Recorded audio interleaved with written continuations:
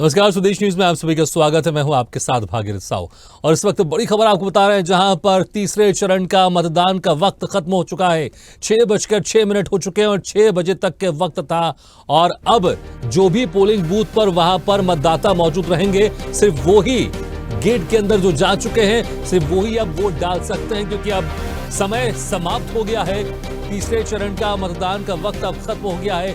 मतदान स्थल पर उपस्थित लोग डाल सकेंगे वोट। कई दिग्गजों की किस्मत ईवीएम में कैद हो गई है। अगर हम टोटल प्रत्याशियों की बात करें तो 1300 से अधिक प्रत्याशी 93 सीटों पर मैदान में थे और उनके भाग्य का फैसला अब इसमें कैद हो गया है।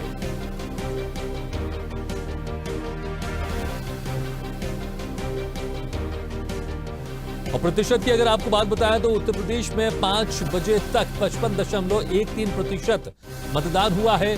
मध्य प्रदेश में 5 बजे तक 62.28% मतदान हुआ।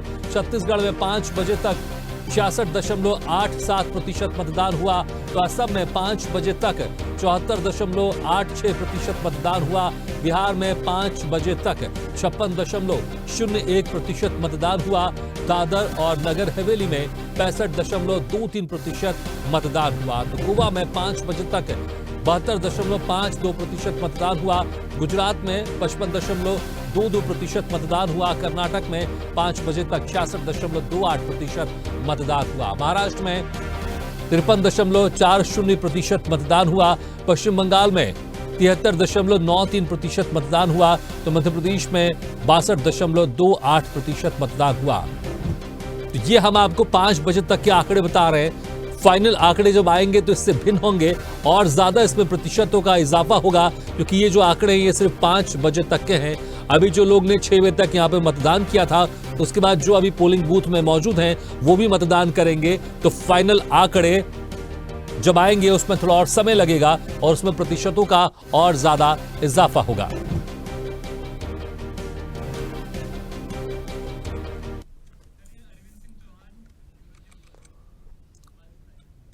और इस वक्त हमारे साथ जुड़ रहे हैं हमारे सहयोगी अरविंद सिंह चौहान। अरविंद, जिस तरह से अगर बात करें, तीसरे चरण का मतदान आज समाप्त हो गया है। अभी जो भी मतदाता पोलिंग बूथ पर रहेंगे सिर्फ वही वोट डाल सकते हैं। कैसा रहा तीसरे चरण का मतदान ओवरऑल? तौर पे कहेंगे भागीरथ कि इस बार जो सुबह से रुझान आ रहे थे, जैसे हम सुबह से हमारी आपकी बात हुई थी और हमने बताया था कि 7 बजे से ही मतदान केंद्रों पर मतदाताओं की भीड़ लगना शुरू हो गई थी। कयास लगाए जा रहे थे कि ये मतदान का प्रतिशत 70% से ऊपर जाएगा, क्योंकि 2018 की बात करें या 19 की बात करें विधानसभा चुनाव की और लोकसभा चुनाव की, 2023 की बात करें तो पूरे मध्य प्रदेश की बात करें तो 68% मतदान वहाँ पर हुआ था। लेकिन जिस तरीके से रुझान आ रहे थे पहले चरण में और दूसरे चरण में, तो उससे चिंता का विषय जरूर था निर्वाचन आयोग के लिए कि कहीं नहीं ऐसा ना हो कि निर्वाचन आयोग चिंतित इसलिए था कि कहीं ऐसा ना हो कि मतदान का प्रतिशत कम हो जाए। लेकिन अभी तक जो रुझान आए हैं वो 62% से ऊपर अभी तक मतदान हो गया है। 1 घंटे का समय है और जो आप पहले का 1 घंटा 7 से 8 का और आखिरी का जो 1 घंटा होता है काफी महत्वपूर्ण होता है मतदाताओं के लिए। और वो हाँ सोचते हैं कि जल्दी जल्दी मतदान खत्म किया जाए। तो जो कयास लगाए जा रहे हैं, जो पॉलिटिकल एक्सपर्ट है वो बता रहे हैं कि लगभग 65% मतदान पूरे मध्य प्रदेश में होने की संभावना है। और हालांकि ये 2023 से विधानसभा चुनाव था उससे थोड़ा कम है, लेकिन फिर भी ये संतोषजनक कहा जा सकता है, क्योंकि पहले और दूसरे चरण में जिस तरीके से मतदान प्रभावित हुआ था उससे चिंता जरूर थी।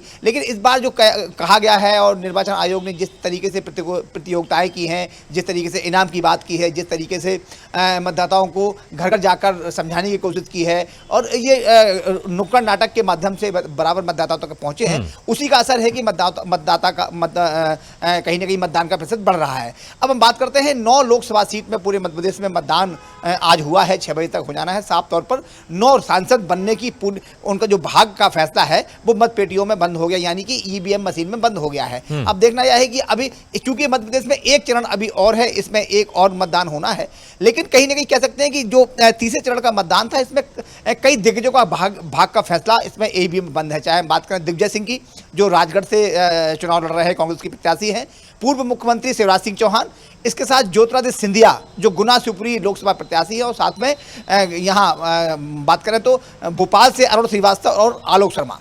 ये दोनों कांटे की टक्कर है। लेकिन कहीं ना कहीं थोड़ी सी बात जरूर कहेंगे, क्योंकि चंबल अंचल की बात करें तो वहां पर बहुजन समाज पार्टी के आने से मामला थोड़ा रोचक भी हुआ है और त्रिकोणीय भी हुआ है, क्योंकि जिस तरीके से बहुजन समाज पार्टी ने वहां अपनी एंट्री ली है, बड़े धमाकेदार एंट्री ली है और कहीं ना कहीं फाइट तीनों में है, तो हो सकता है कोई उलटफेर होने की संभावना चंबल अंचल में हो जाए, क्योंकि चंबल अंचल में 4 लोकसभा सीट आती है, ग्वालियर, मुरैना, गुना और भिंड। तो कहीं ना कहीं फूलसिंह बरैया के सामने इसमें जो वर्तमान सांसद है वो है, लेकिन जो फाइट देखने को साफ मिल रही है वो कांग्रेस और भाजपा में है। लेकिन 2 जगह ऐसा है कि त्रिकोणीय मुकाबला है। अब 4 जून को स्पष्ट होगा कि मतदाताओं ने अपना मुखिया किसे चुना है। साफ तौर पर बड़ा शांतिपूर्ण मतदान रहा है। हाँ, हालांकि थोड़ी सी भोपाल की बात करें तो ऐशबाग एरिया में जरूर जो कांग्रेस की प्रत्याशी हैं अरुण श्रीवास्तव, उन्होंने आरोप लगाया है कि जो वर्तमान मंत्री है विश्वास सारंग, वो कहीं ना कहीं धमका के और डराकर मतदाताओं को डराने का काम कर रहे हैं। और जिस तरीके से वहाँ जो कांग्रेस के मतदाता है उन्हें मत नहीं करने दिया जा रहा, जब वो मौके पर वहाँ पहुंचे उन्होंने शिकायत की निर्वाचन आयोग से। इसके बाद वहाँ मतदान शुरू हुआ है।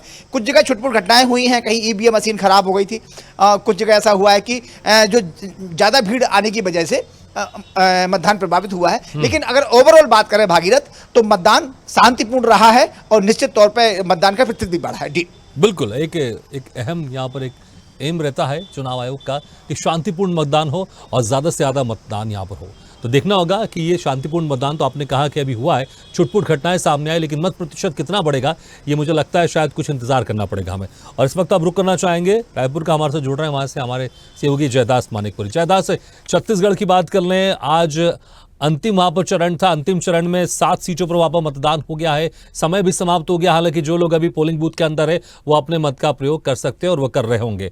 किस तरह से रहा मतदान वहां पर? एक एम रहता है चुनाव आयोग का कि शांतिपूर्ण मतदान हो और ज्यादा से ज्यादा प्रतिशत हो। क्या ये दोनों एम पूरा होते हुए दिखाई दे रहा है?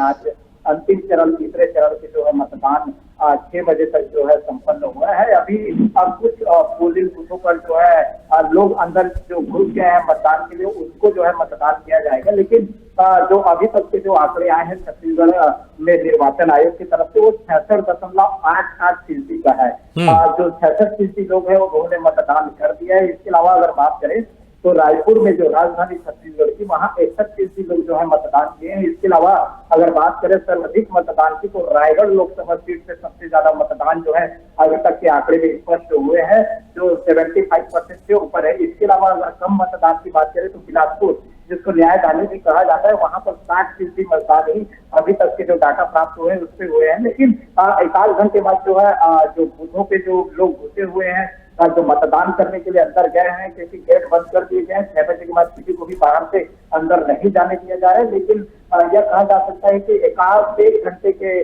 बाद जो है और स्पष्ट तरीके से जो है यह पता चल पाएगा कि कहां पर जो है कितने फीसदी मतदान हुए। लेकिन वही बात करें सुरक्षा की व्यवस्था को लेकर, निर्वाचन आयोग जो है छत्तीसगढ़ में पूरे सुरक्षा के मद्देनजर जो है 85,000 से ज्यादा जवान को तैनात किए थे। तो छत्तीसगढ़ में शांतिपूर्ण तरीके से जो है लोगों ने मतदान किए और पूरे जो प्रक्रिया वो शांतिपूर्ण तरीके से हुआ। लेकिन वोट प्रतिशत की अगर बात करें तो आने वाले कुछ घंटों में जो है यह स्पष्ट हो पाएगा कि पिछले चुनाव है उससे कितने प्रतिशत वोट बढ़े हैं या घटे हैं। बिल्कुल, मुझे लगता है इस पर नजर जरूर रहेगी और उम्मीद की जाएगी कि पिछले बार के मुकाबले इस बार मत प्रतिशत बढ़ेगा। और हालांकि जो अभी आप आंकड़े बता रहे हैं 66%, ये मुझे लगता है अभी तो और बढ़ना है, क्योंकि अभी जो लोग अंदर हैं वो भी वोट कर रहे हैं और ये आंकड़े 5 बजे तक के हैं और उम्मीद की जाएगी इस आंकड़ों में और इजाफा होगा। बहुत बहुत शुक्रिया जयदास इस तमाम जानकारी के लिए। अब सीधे रुक करते हैं मुंबई का, हमारे साथ वहां से जुड़ रहे हैं हमारे सहयोगी राहुल पुजारा। राहुल, आज की बात कर लें, अब समय भी समाप्त हो गया मतदान का। जो लोग पोलिंग बूथ के अंदर है वो सिर्फ अपने मत का प्रयोग कर सकते हैं। क्या कुछ आंकड़े निकलकर सामने आ रहे हैं? जैसा कि हम लोग अनुमान लगा रहे थे, सवेरे से अनुमान लगा रहा था कि 50-55% से ऊपर मतदान होगा। और देखिए 55% से ऊपर जा, अभी 3 बजे तक जो आंकड़े चुनाव आयोग की तरफ से मिले तो 53.8% मतदान हो चुके थे। लेकिन हमारे एकदम सही मोहर लगाया स्वदेश न्यूज ने कि 50, जिस तरह से बॉलीवुड के लोगों ने आह्वान किया, जिससे चुनाव आयोग ने कहा था, जिसे स्वदेश ने भी हर जगह जगह जाके बोला था कि आप मतदान का उपयोग करें, तो देखते हो कहीं ना कहीं 55% से ऊपर जाता हुआ मतदान दिख रहा है महाराष्ट्र का। अभी जो 3 बजे तक आंकड़े जो मिले 53.8% का आंकड़ा मिला था, लेकिन अभी 6 बजे के बाद जो आंकड़े आएंगे तो शायद 55% से ऊपर होगा। और मतदान की बात करें भागीरथ जी, तो पूरे शांतिपूर्वक मतदान पूरा संपन्न होने जा रहा है और एक भी छुटपुट घटनाओं की भी कोई घटनाएं नजर नहीं आई और कोई घटनाओं की कोई खबर भी नहीं मिली। और सबसे अधिक अगर मतदान पड़े तो बारामती बड़ी जो हॉट सीट थी, वीवीआईपी सीट थी, जिसमें शरद पवार की बेटी सुप्रिया सुले और अजित पवार की पत्नी सुनीता पवार वो लड़ रही थी। तो ये बड़ा दिलचस्प था और पूरा 11 सीट में तो सबकी नजरें वहीं पड़ी थी। लेकिन एक वीवीआईपी सीट और भी थी नारायण राणे की, जो रत्नागिरी से लड़ रहे थे, उनका भी वीवीआईपी। और देखिए यहाँ राजनीतिक अस्तित्व का सवाल है। अगर अजित पवार की वाइफ अगर हारती है तो अजित पवार की राजनीति शायद खत्म हो जाएगी, और शरद पवार की अगर बेटी हारती है तो शरद पवार की राजनीति जो चाणक कहे जाते हैं वो खत्म हो जाएगी। तो राजनीतिक हस्तियां जो उनके दांव पे लगी हुई है ये सीटों में जो 11 सीट आज चुनाव हो रहे हैं, और चुनाव को देखते पूरा इंतजाम चुनाव आयोग ने रख रखे थे। पानी की व्यवस्था में विकलांगों के लिए व्हील चेयर की व्यवस्था कर रखी थी, कहीं भी कोई भी दिक्कतें नहीं हुई। और पूरा इस समय मानसून भी साथ दे रहा था। जैसे टेम्परेचर की बात करें तो इसमें 40 डिग्री से ऊपर कहीं भी नहीं थी टेम्परेचर। तो मतदान बढ़ चढ़ के हुआ, बॉलीवुड ने भी काफी बोला और अमिताभ बच्चन से शाहरुख खान और सलमान खान को लोगों ने आह्वान किया कि मतदान की जाए, मतदान केंद्रों तक और मतदान दे। जी भागीरथ जी। बिल्कुल, महाराष्ट्र में 5 चरणों में मतदान होगा। आज तीसरे चरण का मतदान था जिसमें 11 सीटें, अभी 2 चरण अभी और बाकी है। पहला और जो दूसरा चरण रहा उसमें थोड़ा सा मत प्रतिशत ज़्यादा थे, जो आप आंकड़े बता रहे हैं 3 बजे तक के, तो मुझे लगता है शायद और बेहतर आंकड़े यहाँ पर सामने आएंगे। हम उम्मीद करते हैं शायद 65% से ऊपर निकलना चाहिए, क्योंकि अगर 3 बजे तक अगर हमको 52% यहाँ पर मिलेंगे तो ज़्यादा बेहतर होगा। लेकिन देखिए जिस तरह से इस बार हम लगातार इस पर डिबेट भी कर रहे हैं, चर्चा भी कर रहे हैं, इस बार थोड़ी सी गफलत देखने को ज़रूर मुझे लगता मिली होगी, क्योंकि जो तमाम जो पार्टियाँ हैं वो थोड़ी सी बिखर गई। शिवसेना भी 2 टुकड़े में हो गई है। अब भले जो चिन्ह की बात कर लें वो शिंदे ग्रुप के पास है, अगर एनसीपी की बात करें वो भी 2 फाड़ में बढ़ गई है, लेकिन अगर चुनाव चिन्ह की बात करें अजित पवार के पास है। इसको लेकर किस तरह से गहमा गहमी देखने को मिली? क्या कुछ जो मतदाता थे उनके बीच में कुछ कंफ्यूजन देखने को मिला? जी भागीरथ जी, आप बिल्कुल सही कह रहे हैं। शुरू से हम लोग प्रदेश में चर्चा कर रहे हैं कि जिस तरह पार्टियों के डिवाइडेशन हुआ, 4 भागों में पार्टी बट गई, 2 शिवसेना बट गई, 2 एनसीपी बट गई, और कांग्रेस है और बीजेपी और भी महाअघाड़ी की जो और भी घटक दल है।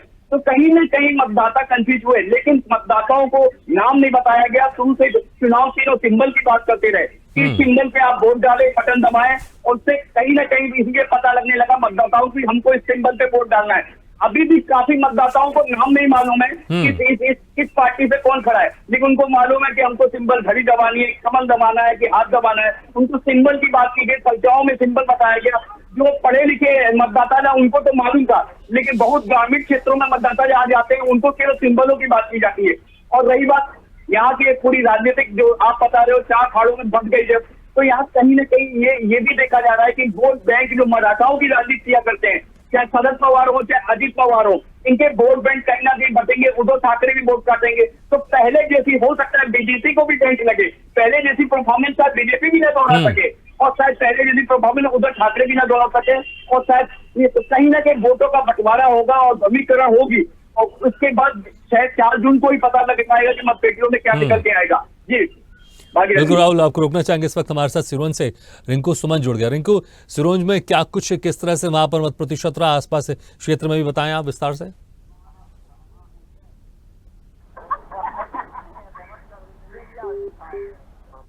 लग रहा रिंकू, मेरी आवाज आपको सुनाई दे रही है?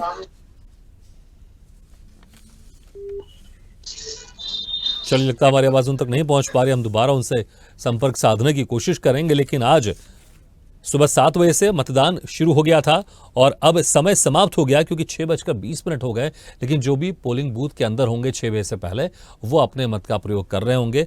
हम लगातार आंकड़े भी आपको बता रहे हैं, लेकिन फाइनल आंकड़े आने में थोड़ा समय लगेगा। आज 11 राज्यों के 93 सीटों पर मतदान संपन्न हो गया तीसरे चरण का। 7 चरणों में ये लोकसभा चुनाव संपन्न होगा और 4 जून को रिजल्ट आएगा। लगातार हमारे साथ बने हुए हमारे सहयोगी मुंबई से राहुल पुजारी। राहुल, देखिए जिस तरह से गफलत की तो हम बात ही कर रहे थे, लेकिन चुनाव आयोग की तरफ से कोशिश की जा रही थी, क्योंकि प्रथम और द्वितीय चरण में हमने देखा मत प्रतिशत कम रहा। इस बार क्या कुछ खास पार्टियों की तरफ से भी और चुनाव आयोग की तरफ से भी किए गए थे जिसके चलते मत प्रतिशत में इजाफा हो इस बार तीसरे चरण में? जी मैं आपको बताऊं, जिससे 2 चरणों में मत क्या नाम है कम पड़े थे, परसेंट कम के आई थी, तो उसको देखते हुए कहीं ना कहीं बॉलीवुड के लोगों को भी वहां पे उतारा गया था और उनसे बोला गया था कि आप मतदाताओं को अवेयरनेस करें, आप मतदाताओं से बोले घर घर जाके और अपने सोशल मीडिया के थ्रू। ये बोले कि मतदान डालना बहुत जरूरी है, ये महापर्व है और इस लोग जिस तरह से महापर्व में जाके अपने मत का उपयोग करेंगे तो कहीं ना कहीं आपका देश मजबूत होगा और देश मजबूत होगी तो आप भी मजबूत होंगे। तो ये अवेयरनेस चुनाव आयोग की तरफ से भी फैलाया गया था और उनकी तरफ से बॉलीवुड की तरफ से बताया गया था और जो मीडिया कर्मी है उन लोग भी बता रहे, स्वदेश न्यूज भी बता रहा था आप अपने मतों का यूज किया जाए। जी भागीरथ जी, बिल्कुल। अक्सर जिस तरह से यहाँ पर कोशिश की जाती चुनाव आयोग की तरफ से कि लोग आए और बिना कोई किसी समस्या के अपना वो वोट डालकर जाए, लेकिन गर्मी का सीजन है, गर्मी को लेकर भी तमाम लोग परेशान होते हैं। इसलिए कई बार ये भी कहा जाता था कि जब पहला और दूसरा चरण का मतदान हुआ तो गर्मी के चलते इसमें मत प्रतिशत थोड़ा सा कम रहा। इस बार गर्मी को देखते हुए चुनाव आयोग की तरफ से क्या कुछ खास इंतजाम किए गए थे कि लोग गर्मी में भी घर से बाहर निकले और अपने मत का प्रयोग करें।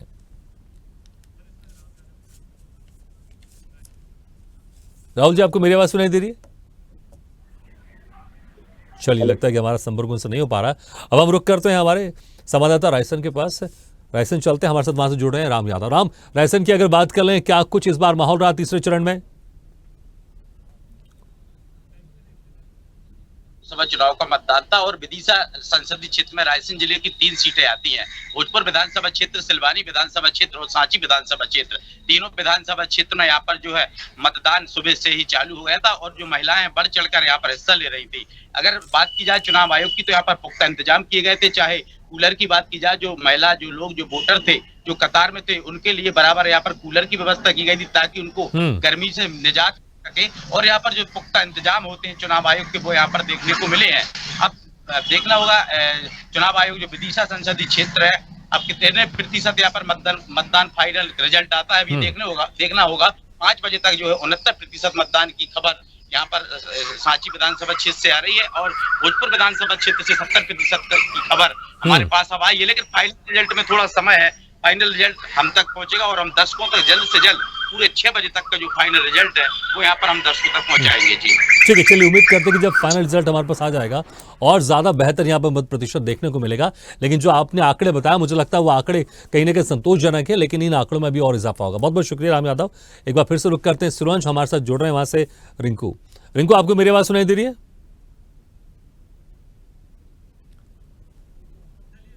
रिंकू, आप मुझे सुन पा रहे हैं? चलिए, लगता है हमारी आवाज नहीं पहुंच पा रही है, लेकिन लगातार हम आपको अपने क्षेत्र से संवाददाता जोड़ के आपको वहां की स्थिति से भी अवगत करा रहे हैं, क्योंकि तीसरे चरण का मतदान अब संपन्न हो गया है। लेकिन अभी भी जो पोलिंग बूथ के अंदर है मतदाता वो अपने मत का प्रयोग कर रहे होंगे। फाइनल आंकड़े कितने क्षेत्र में कहां से कितना प्रतिशत मतदान हुआ है इसको आने में थोड़ा सा समय लगेगा, लेकिन मुझे लगता है कि अब 4 चरणों का और जो चुनाव है वो बचा हुआ है। 4 जून को रिजल्ट आएंगे, इसलिए स्वदेश न्यूज अभी से सब रिक्वेस्ट करता है कि जहां जहां आपके क्षेत्र में भी चुनाव होने बाकी है वहां पर अपने मत का प्रयोग जरूर कीजिएगा। इसी के साथ ही हमारे इस खास बुलेटिन में फिलहाल इतना, लेकिन खबरों का सिलसिला लगातार जारी है। आप देखते रहिए स्वदेश न्यूज, सबसे पहले देश।